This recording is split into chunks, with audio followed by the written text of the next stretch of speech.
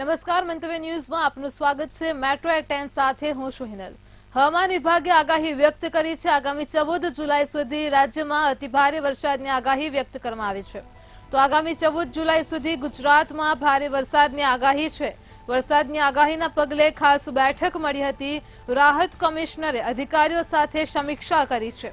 તો આગાહીને પગલે આગોતરા આયોજનની વિસ્તૃત ચર્ચા કરવામાં આવી છે। એનડીઆરએફ ને એનડીઆરએફની અત્યાર સુધી જિલ્લામાં ડિપ્લોયમેન્ટ ચાલુ છે। તો આગામી 14 જુલાઈ સુધી ગુજરાતમાં ભારે વરસાદની આગાહી છે। વરસાદની આગાહીના પગલે ખાસ બેઠક મળી હતી। તો રાહત કમિશનરે અધિકારીઓ સાથે આ બેઠકમાં સમીક્ષા કરી છે। આગાહીને પગલે આગોતરા આયોજનોની પણ વિસ્તૃત ચર્ચા કરી છે। એનડીઆરએફ ને એસડીઆરએફને અત્યારથી જ જિલ્લાઓમાં ડિપ્લોયમેન્ટ કરવામાં આવી રહ્યું છે। તો હવામાન વિભાગે આગાહી વ્યક્ત કરી છે। આગામી 14 જુલાઈ સુધી ગુજરાતમાં અતિભારે વરસાદની આગાહી છે। વરસાદની આગાહીના પગલે ખાસ સમીક્ષા બેઠક યોજાઈ હતી। રાહત કમિશનરે અધિકારીઓ સાથે બેઠકમાં વાતચીત કરી છે। આગાહીને પગલે આગોતરું આયોજનની વિસ્તૃત ચર્ચા કરવામાં આવી છે।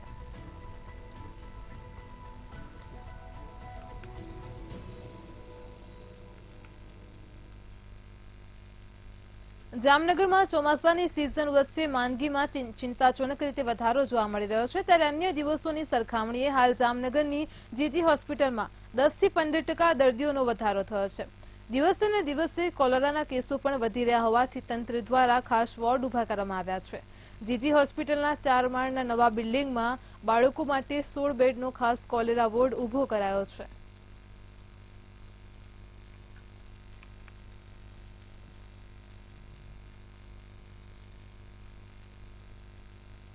દર્દીની સંખ્યામાં ઓપીડીમાં અને ઇન્ડોરમાં થોડોક વધારો થયો છે। જે આપણે આશરે સરેરાશ આપણે કહીએ તો 10 થી 20% જેવો આંકડો છે। ખાસ કરીને મેડિકલ વિભાગમાં અને બાળકોના વિભાગમાં એવી રીતે દાખલ થવાના દર્દીમાં પણ થોડોક એવો વધારો છે। જે સામાન્ય શરદી ઉધરસ અને એવી આ વચગાળાની સિઝનના લીધે કોળી સમાજના આગેવાન ભૂપતભાઈ ડાભીએ ગઈકાલે જ પત્ર લખ્યો હતો। ત્યારબાદ આજે રાજકોટ જિલ્લા ઠાકોર સમાજના પ્રમુખ હિતેશ ઠાકોરે પ્રધાનમંત્રીને પત્ર લખ્યો છે। ગુજરાતને સૌરાષ્ટ્રમાં ચુવાડિયા ઠાકોર સમાજનું દરેક વિધાનસભા સીટમાં 30 થી 50 હજારનું વોટિંગ છે। ત્યારે ચુવાડિયા ઠાકોર સમાજમાંથી કોઈ નેતાને મુખ્યમંત્રી બનાવવા માટે માંગ કરતો પત્ર લખ્યો હતો।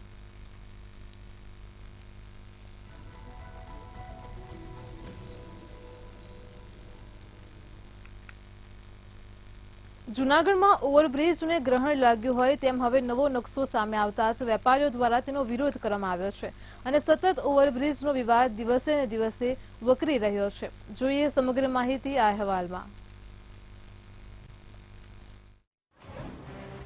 જૂનાગઢ વાસીઓને ઓવરબ્રિજ મળશે કે કેમ? કોર્પોરેશને બનાવેલી હાલની ડિઝાઇનોનો વિરોધ કરાયો। વેપારીઓ દ્વારા કલેક્ટરને આવેદનપત્ર પાઠવી રજૂઆત કરાઈ। જૂનાગઢના ફાટક લોકોના માથાના દુખાવા સમાન બન્યા। રેલવે ફાટક દિવસ દરમિયાન 5 થી 6 વાર રહે છે બંધ।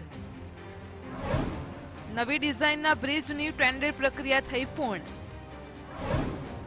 મેયરે જણાવ્યું વહેલી તકે ઓવરબ્રિજનું ખાતમુહૂર્ત કરાશે।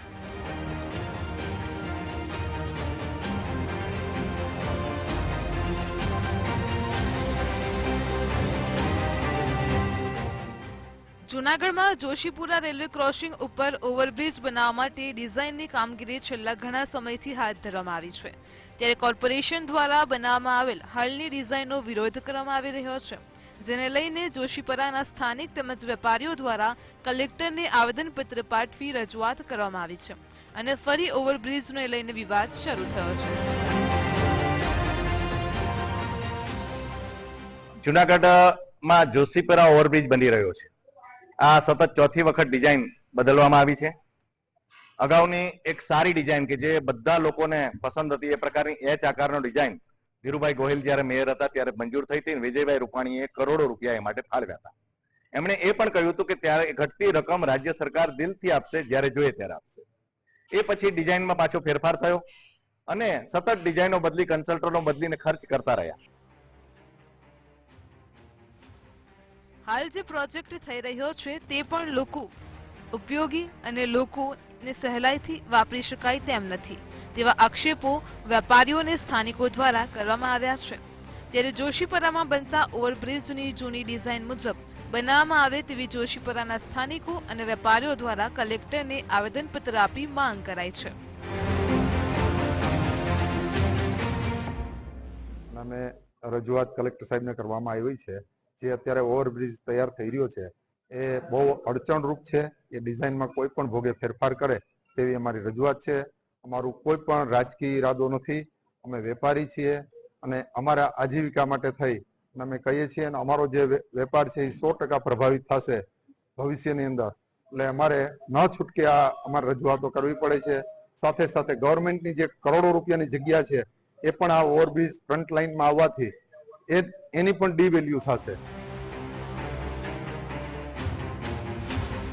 હાલના સમયમાં જે ડિઝાઇન બનાવવામાં આવી છે તે ડિઝાઇન પ્રમાણે આ બ્રિજના પિલ્લર રોડ પર આવશે ત્યારે આવનાર સમયમાં આ ડિઝાઇનના કારણે રોડ સર્વિસ રોડ બની જશે અને લોકોને પણ અવરજવરમાં મુશ્કેલી ઊભી થશે. તો જૂનાગઢના ફાટક લોકોના માથાના દુખાવા સમાન બની ગયા છે કારણ કે આ રેલવે ફાટક દિવસ દરમિયાન 5 થી 6 વાર બંધ રહે છે જેના કારણે લોકોને અવરજવરમાં મુશ્કેલી પડે છે. પહેલા તો જ્યારે આ ફાટક જે જુનાગઢમાં ખૂબ માથાના દુખાવા સમાન છે કે જે રેલવે ફાટક આખા દિવસમાં 5 થી 6 વાર બંધ થતી હોય છે અને મેન જોશીપરા આવક જાવકના એક જ રસ્તો હોય છે. એના હિસાબે આજે આ મિરર ઇન્ફ્રાસ્ટ્રક્ચરના ભાવો મંજૂર કરી અને આ ટેન્ડર પ્રક્રિયા પણ પૂરી કરવામાં આવી છે અને ટૂંક સમયમાં આ ઓવરબ્રિજ આપણે શરૂ કરવાનો છે. તો આ પહેલા તો છે ને આ ઓવરબ્રિજની ડિઝાઇન એસ પ્રકારની છે. આમ ફરી એક વખત જૂનાગઢના ઓવરબ્રિજને લઈને વિવાદ શરૂ થયો છે. હવે જોવાનું એ રહ્યું કે આ વિવાદ ક્યારે પૂર્ણ થશે અને જૂનાગઢ વાસીઓને ઓવરબ્રિજ મળશે કે કેમ. અમર બખાઈ, મંતવ્ય ન્યૂઝ, જૂનાગઢ.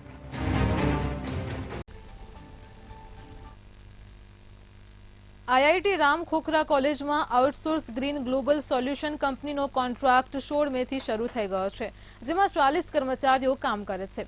આ કોન્ટ્રાક્ટ અને અધિકારીઓ મળીને કર્મચારીઓનું શોષણ કરે છે તેવા આક્ષેપો સામે આવી રહ્યા છે.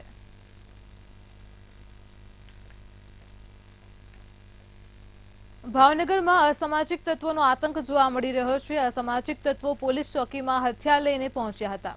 જીતેન્દ્ર વાઘેલા નામના શખ્સે ધારિયા વડે ટ્રાફિક ચોકીમાં જઈને ટીઆરપી જવાન ઉત્ક્રાંતિ રાઠોડ પર હુમલો કર્યો હતો. અગાઉ ગાડી કબજે લીધેલાની દાજ રાખીને હુમલો કર્યો હતો. આ બનાવ અંગે નીલમબાગ પોલીસ સ્ટેશને ગુનો નોંધીને આગળની કાર્યવાહી હાથ ધરી છે. રાજકોટમાં ચોર મચાયે શોર જેવો માહોલ થઈ પડ્યો છે. ગુનેગારો માટે રેડુપદ બની ગયેલા શાંત શહેર રાજકોટમાં વધુ એક સ્થળે લાખોની ચોરી થઈ છે. ઇલેક્ટ્રિક ગુડ્સના વેપારી કેકિન શાહના બંધ મકાનમાં તસ્કરોએ સોના ચાંદીના ઘરેણાં, ચાંદીની 2 ઈંટ, 75,000ની રોકડ મળીને કુલ 7 લાખની વધુની માલમત્તાનો હાથ માર્યો છે.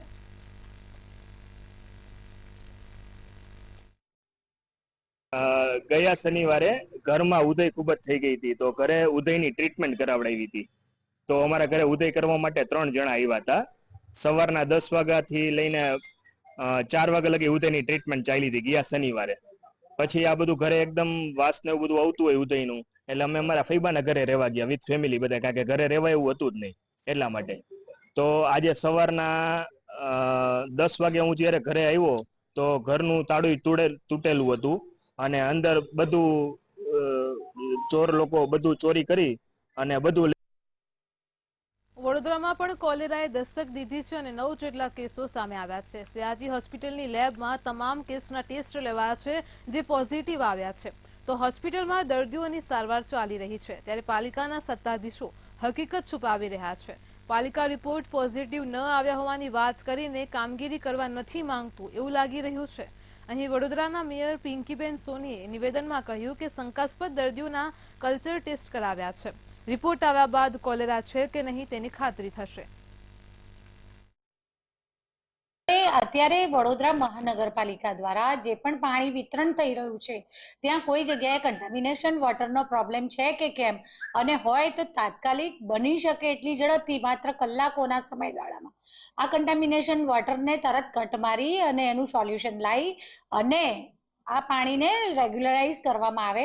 સાથે સાથે જે પણ ખાણીપીણીની વડોદરા શહેરમાં લારીઓ તથા દુકાનો છે અને જેમાં પ્રવાહી સ્વરૂપે જે પણ ખોરાકનું વેચાણ થાય છે, આ બધી જગ્યાએથી સેમ્પલ લઈ અને એના સેમ્પલની પણ ચકાસણી કરવામાં આવી રહી છે કે આવા બધા કોઈ ખાણીપીણીના વિષયોના લીધે થઈને જે 2-5 કેસો શંકાસ્પદ કોલેરાના નોંધાયા છે તેનું કારણ એ જમનાબાઈ હોસ્પિટલમાં 5 તારીખે અલ્તાફભાઈ પઠાણ કરીને કોલેરા પોઝિટિવનો રિપોર્ટ લઈને જ આવ્યા હતા અને તેઓને અત્રેની હોસ્પિટલમાં દાખલ કરી અને સારવાર આપી 8 તારીખે એમને રજા આપેલી છે. અને એ સિવાય બીજા 4 પેશન્ટ ડાયરિયા વોમિટિંગના છે જેઓ સારવાર હેઠળ છે ને તેઓને સારું છે. કોલેરા પોઝિટિવ વાળાનો રિપોર્ટ અમે આગળની કચેરીમાં વડોદરા શહેરમાં કોલેરાનો પ્રકોપ, વડોદરા શહેરમાં કોલેરાના 9 જેટલા કેસ છે અને વડોદરા મહાનગરપાલિકાનું આરોગ્ય તંત્ર કુંભકર્ણની નિંદ્રામાં છે. અને મહત્વની બાબત તો એ પણ છે કે સ્થાયી સમિતિના અધ્યક્ષ પોતે ડોક્ટર છે, પરંતુ હજુ પણ તે અધિકારી અને કોર્પોરેટર વગરની સંકલન સમિતિમાં વ્યસ્ત છે, સંકલન કરવામાં જ વ્યસ્ત છે. હજુ પણ સ્થાયી સમિતિના અધ્યક્ષ ડોક્ટર કોલેરાનો એક પણ કેસ હોવાનું સ્વીકારતા નથી. ત્યારે આપણી સાથે વડોદરા મહાનગરપાલિકાના વિપક્ષી નેતા અમી રાવત છે. આપણે અમીબેનને પૂછીશું, શું કહો છો? મહાનગરપાલિકાના મેયર અને ચેરમેન કહી રહ્યા છે કે કોલેરાનો એક કેસ નથી ને તમે 9 કેસ જણાવી રહ્યા છો. શા આધાર પુરાવા છે? ગઈકાલે અમને અમુક અમારા કાર્યકરોનો ફોન આવેલો કે શહેરમાં કોલેરા માથું ઉચકી રહ્યું છે, એટલે મેં એમની પાસે કીધું મેં પુરાવા હોય તો કોઈ ટેસ્ટમાં લેબમાં પોઝિટિવ રિપોર્ટ્સ આવ્યા હોય તો અમને મોકલો. તો સ્ટર્લિંગ હોસ્પિટલ ખાતે 5 પોઝિટિવ કોલેરા પોઝિટિવના રિપોર્ટ્સ સાથે પેશન્ટ્સ એડમિટેડ છે. એ લોકોના રિપોર્ટ્સ અમને શેર કરવામાં આવ્યા. એટલે અમે હેલ્થ ઓફિસર પાસે હેલ્થ બુલેટિન મંગાવ્યું તો હેલ્થ બુલેટિનમાં એક બી કેસ જાન્યુઆરીથી અત્યાર સુધી રિપોર્ટ થયેલા નથી.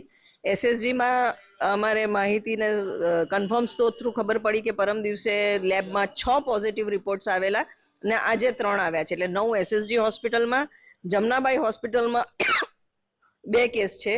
ઇન ધેટ કેસ કોર્પોરેશનના હેલ્થ બુલેટિનમાં એક બી ના આવે એ બહુ સરપ્રાઇઝિંગ કહેવાય, કારણ કે આ તમામ લોકો એવું કહે છે કે અમે ગવર્મેન્ટની પોર્ટલ પર રિપોર્ટ કરેલા છે આ કેસ. તો પછી જે આપણે હેલ્થ બુલેટિનમાં બધા પોર્ટલ પરથી ડાઉનલોડ કરીને ડેટા લેવાનો છે, આખી રિપોર્ટિંગ સિસ્ટમ ખામીયુક્ત છે. અને એટલું જ નહીં, અમારું ધ્યાન દોર્યા પછી બી અમને એવી માહિતી છે કે આજે કોર્પોરેશન સ્વીકારવા રેડી નથી કે અહીંયા કોલેરા. મહાનગરપાલિકાના ભ્રષ્ટ સત્તાધીશોને તો ઊંઘમાં રાખી રહ્યા છે, પરંતુ નાગરિકોના આરોગ્ય સાથે ખૂબ મોટા ચેડા કરી રહ્યા છે. અને સ્થાયી સમિતિના અધ્યક્ષ જે પોતે ડોક્ટર છે, એ આવા અમલદારને છાવરવા પાછળ શું એમને કોઈ આર્થિક લાભ થઈ રહ્યો છે તેવું મહાનગરપાલિકામાં ચર્ચા છે. કેમેરામેન કેતન સિંધે સાથે નિલેશ બ્રહ્મભટ્ટ, મંતવ્ય ન્યૂઝ, વડોદરા. જૂનાગઢના કેશોદમાં ધોધમાર વરસાદને પગલે રસ્તા ઉપર પાણી જ પાણી જોવા મળ્યા છે. જૂનાગઢના કેશોદ ખાતે ધોધમાર વરસાદ ખાબક્યો હતો. રસ્તા ઉપર પાણી ભરાયા હતા. અંડરબ્રિજમાંથી જોખમી મુસાફરી કરતા વાહન ચાલકોના દ્રશ્યો પણ સામે આવ્યા હતા. તો ધસમસતા પાણીના પ્રવાહમાં લોકો જોખમી મુસાફરી કરતા નજરે પડ્યા હતા. કેશોદના ઉતાવળિયામાં પણ નીચાણવાળા વિસ્તારોમાં વરસાદી પાણી ભરાયા હતા. તો જૂનાગઢના કેશોદ ખાતે ધોધમાર વરસાદ ખાબક્યો હતો.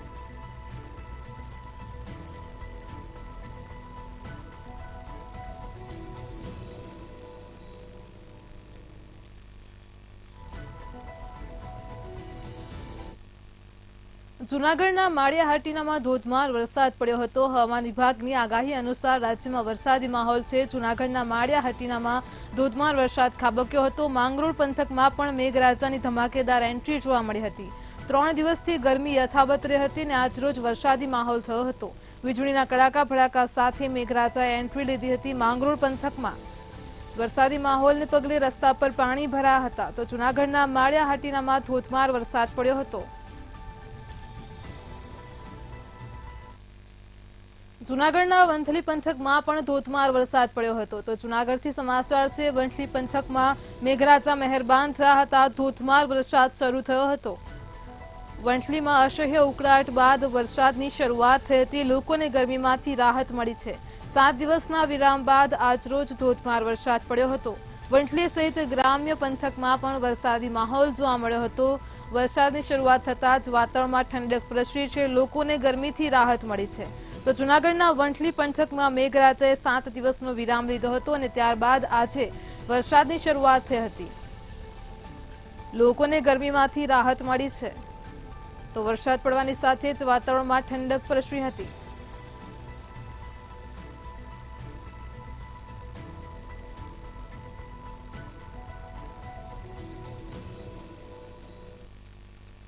જૂનાગઢનો ઓઝત વિયર આણંદપુર ડેમ ફરી ઓવરફ્લો થયો છે. સમાચાર સામે આવી રહ્યા છે.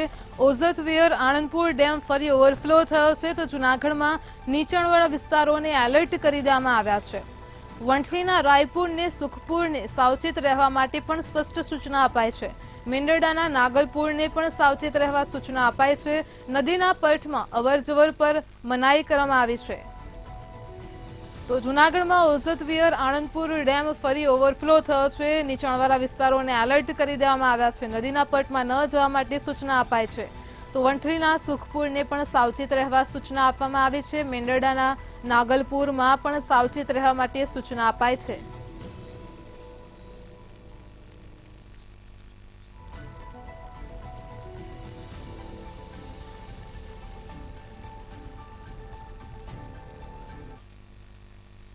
જામનગરમાં વીજળી પડવાની ઘટના પ્રકાશમાં આવી છે. વરસાદી માહોલને વચ્ચે જામનગરમાં વીજળી પડી હતી. વીજળી એક મહિલા સહિત 3ના ભોગ લીધા છે. જામજોધપુર તેમજ જામનગર તાલુકાના ડોઢિયામાં વીજળી પડી હતી. બુટાવડર ગામના ખેડૂત પર વરસાદી વીજળી પડતા તેમનું કરુણ મૃત્યુ થયું હતું.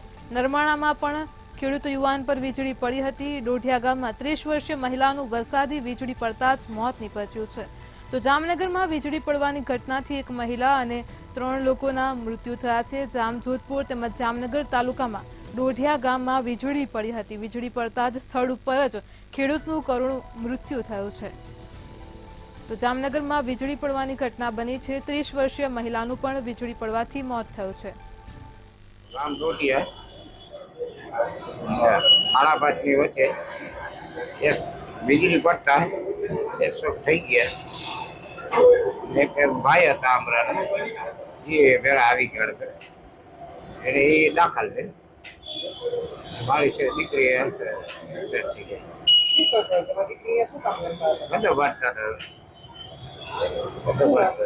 નિમિષા છે. મારું નામ રામભાઈ. અમદાવાદના બોપલથી આપઘાતનો મામલો પ્રકાશમાં આવી રહ્યો છે. તો અમદાવાદના બોપલ ખાતે નવપરિણીતાના આપઘાતનો મામલો બન્યો છે. તો રથયાત્રાના દિવસે જ લગ્ન કર્યા હતા.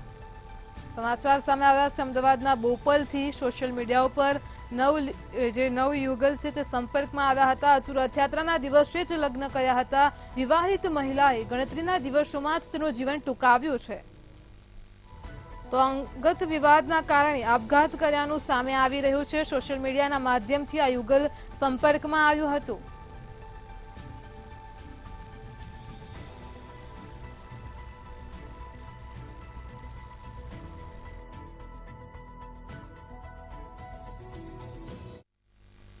સુરત ઓલપાડના કીમ ગામની ઘટના પ્રકાશમાં આવી રહી છે. તો કીમ ગામની જે ઘટના છે, સુરતના ઓલપાડ ખાતે કીમ ગામની ઘટના પ્રકાશમાં આવી રહી છે. આ સમગ્ર ઘટનામાં એક યુવક રેલવે બ્રિજના પુલ પરથી નીચે પટકાયો છે. તો કીમ ગામે ઘટના બની છે. યુવકને ખેંચ આવતા જ બ્રિજ પરથી પટકાયો હતો. બ્રિજ પરથી પટકાતા યુવકને ગંભીર ઈજાઓ પહોંચી છે.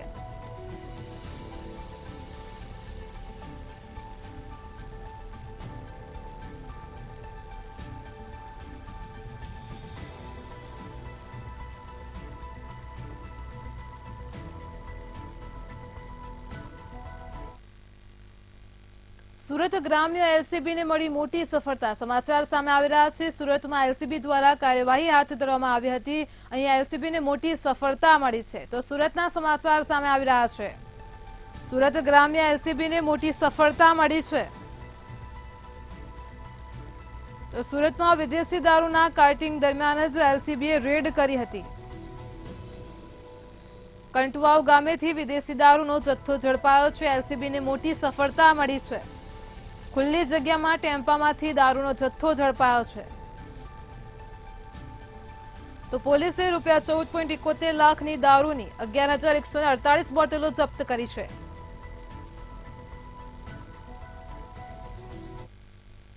મેટ્રો 10 માં હાલ આટલું જ। પડે પણની અપડેટ મેળવતા રહો માત્ર મંતવ્ય ન્યૂઝ પર। નમસ્કાર।